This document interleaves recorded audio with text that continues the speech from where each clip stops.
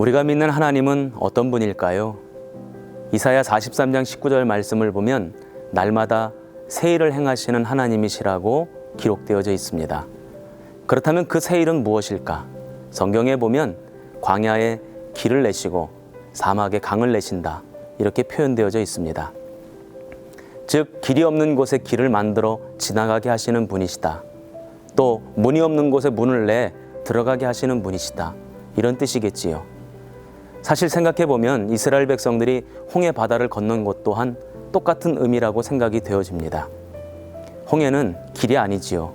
장애물이지요. 넘어설 수 없는 장벽입니다. 그럼에도 불구하고 하나님은 홍해에 길을 내셔서 당신의 백성들을 지나가게 하셨습니다. 그 하나님이 우리들의 인생 가운데에도 함께 하실 줄로 믿습니다. 저희 교회 어떤 집사님이 주일 예배가 끝난 다음 저에게 기도받으러 오셨습니다. 목사님, 제가 이번에 병원의 간호사직을 사임하고 학교 보건교사에 지원하게 되었습니다. 그런데 경쟁자가 있습니다. 합격될 수 있도록 기도해 주세요. 제가 그 집사님 머리에 손을 얹고 축복하며 기도해 드렸습니다. 그리고는 일주일 뒤에 주일 예배에 그 집사님이 참석하셨는데 표정이 안 좋아 보이시는 겁니다. 제가 예배가 끝난 다음 그 집사님을 불러서 물어보았습니다. 아니 집사님, 왜 코가 석자나 빠져 계십니까? 무슨 일이 있습니까? 결과가 나왔습니까?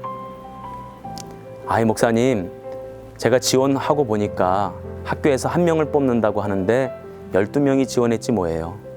그런데 그 12명 중에 경력이 없는 사람은 저밖에 없답니다. 그런데 학교에서는 경력자를 뽑는다 그러더라고요. 안 될 것 같아요. 목사님 기도해 주셔서 감사하지만 이번에는 좋은 결과를 얻지 못할 것 같습니다. 제가 그 집사님에게 여쭤보았습니다. 결과가 최종적으로 나왔냐고. 그랬더니 그렇지 않답니다. 그 다음 날 결과가 나온다고 저에게 말씀하시는 것입니다. 제가 집사님에게 말씀드렸습니다. 집사님, 용기를 잃지 마세요. 우리가 믿는 하나님은 길이 없는 곳에 길을 내서 지나가게 하시고 문이 없는 곳에 문을 내서 들어가게 하시는 분이십니다. 하나님이 역사하시면 어떤 결과가 나타날지 몰라요. 지금 포기하지 마시고 저와 같이 함께 기도하십시다. 하나님의 역사를 기대하고 또 기도하고 하나님이 어떻게 일하실지 기다려 보십시다. 그러면서 그 집사님 머리 위에 손을 얹고 기도해 드렸습니다. 그리고는 그 다음날 아침 그 집사님에게 전화가 왔습니다. 목사님, 합격했습니다. 아니 집사님, 어떻게 경력자 뽑는다 그랬는데 합격이 되셨는가요? 저도 잘 모르겠어요. 그 일이 있고 난 다음 한 달이 지났을 때에 그 집사님이 저에게 그런 말씀을 해주십니다. 당신도 너무너무 궁금해서 그래서 교장 선생님에게 여쭤보았답니다.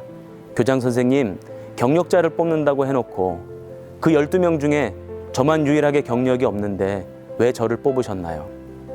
그때 교장 선생님이 말씀하셨답니다. 깜짝 놀라면서 경력이 없으셨냐고.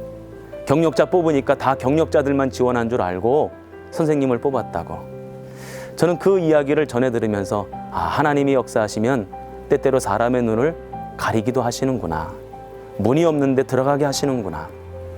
바로 그 하나님이 우리와도 함께 하시는 줄로 믿습니다. 우리가 인생을 살면서 때때로 답답함을 느끼죠. 어디로 가야 할지 알지 못하고 사방이 막힌 것 같고 두렵고 모든 것이 걱정이 되고 염려가 될 때가 있습니다. 그러나 우리가 믿는 하나님은 길이 없는 곳에 길을 내시는 하나님이시고 문이 없는 곳에 문을 내 들어가게 하시는 분이십니다. 그 하나님이 역사하시면 어떤 일이 일어날지 모릅니다. 예레미야 33장 3절 말씀에 보면 네가 알지 못하는 크고 비밀한 일을 네게 보이리라 말씀하셨습니다. 그 믿음을 가지고 우리 사랑하는 여러분, 하나님의 역사를 기대하고 또 기도하십시오.